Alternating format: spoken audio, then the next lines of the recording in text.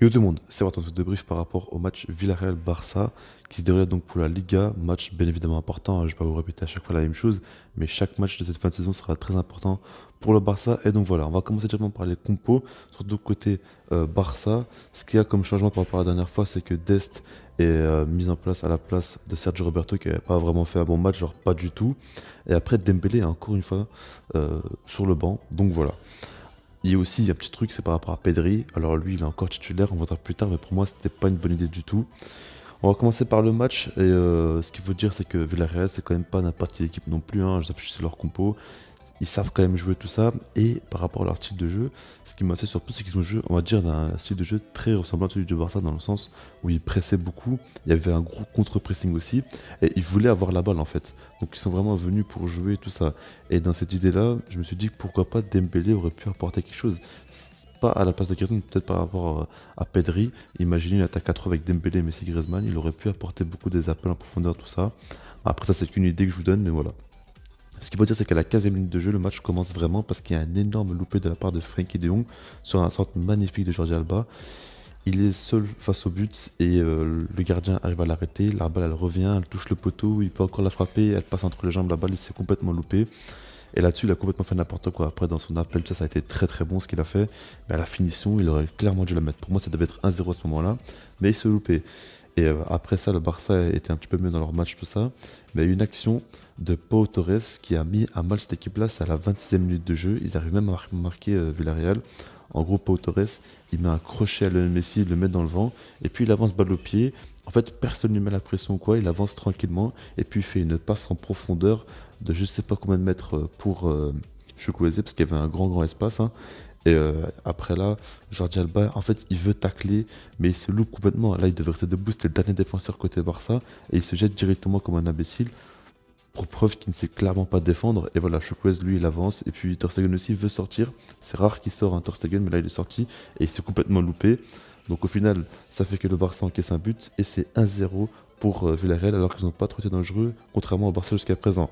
Mais 2 minutes plus tard, Antoine Griezmann nous offre un bijou. Alors surtout, ce qu'il faut dire, c'est que c'est à la 28e minute de jeu. 28 comme le numéro de maillot de Mingueza. Mingueza, qu'est-ce qu'il nous a fait? Il nous a fait un assist monstrueux. Franchement, la passe à la limite du hors-jeu, tout ça, parfait timing. Il nous l'a mise. Et après, Griezmann, il lobe Asenjo. Asenjo, je crois qu'on dit, hein, ce gardien. Mais en tout cas, voilà, il a lobé parce qu'en gros, il hésitait à sortir ou pas, il savait pas trop. Puis Griezmann a profité pour lober. Il a vraiment eu une finition parfaite. Ce que je le reproche souvent, c'est sa finition. Mais là, il a été vraiment parfait sur ce tir-là. Et donc voilà, ça fait 1-1, directement le Barça reprend la confiance et Villarreal perd un petit peu espoir. Mais peu de temps après, à la 35e, Griezmann récidive parce qu'en gros, Foyt, il fait une erreur, hein. Clairement, c'est le défenseur de Villarreal qui fait une erreur.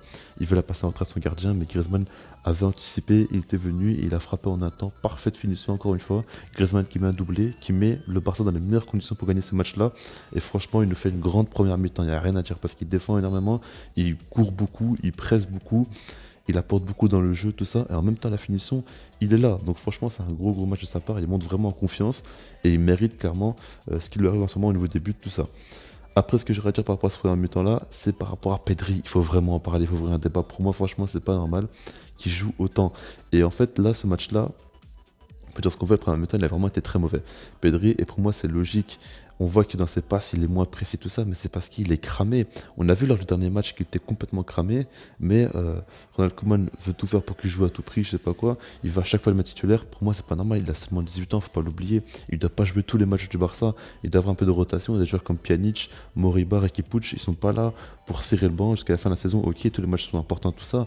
Maintenant, si jamais Pedri arrive face à Atlético Madrid en étant cramé, ça sera vraiment de très mauvais augure pour le Barça. Ça sera très compliqué pour eux de faire quelque chose. Parce que le terrain, s'il se fait bouffer, ça va être compliqué. Après, je pense pas trop non plus. Mais en tout cas, il faut faire attention. C'est très important. Pedri, c'est un jeune joueur qui a beaucoup de talent et qui ne mérite pas de jouer à ce point-là. Dans le sens où, pour moi, pour son traitement, ça, c'est mieux qu'il joue un peu moins quand même. Et donc, voilà. Mi-temps, Ronald Koeman décide de faire un changement que je n'ai toujours pas compris. J'essaie encore de comprendre, mais vraiment, je n'y arrive pas. C'est Sergio Roberto qui rentre à la place de Sergio Dest. Et ça, faut m'expliquer parce que franchement, si Sergio Dest n'a pas une douleur ou un problème physique qui fait qu'il est blessé ou quoi qu'il ne peut pas jouer, pourquoi il nous fait ce changement-là? J'espère vraiment, enfin, d'un côté, j'espère pas parce que j'ai pas envie que Sergio Dest soit blessé, mais en tout cas, pour que je puisse comprendre, j'espère que Dest a eu un problème physique, parce que sinon c'est pas normal. Il fait une mi-temps, on va pas dire excellente ou quoi, mais il est plutôt correct tout ça.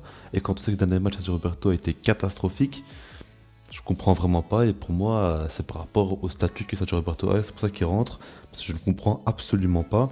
Mais en tout cas, voilà. Sinon, par rapport à l'approche du Barça en seconde mi-temps, j'ai pas du tout aimé. Franchement, c'est la même chose qui passe à Retafe.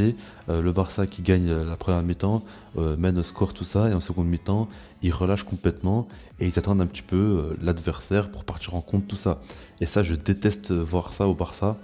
C'est c'est ridicule selon moi, franchement c'est ridicule et c'est très très bête surtout parce que c'est même pas forcément efficace. Au final le Barça se met vraiment en danger et si jamais le Barça revient en voulant jouer, en voulant marquer le plus rapidement possible, ils seront bien plus à l'aise parce que jouer défensif côté Barça c'est ridicule.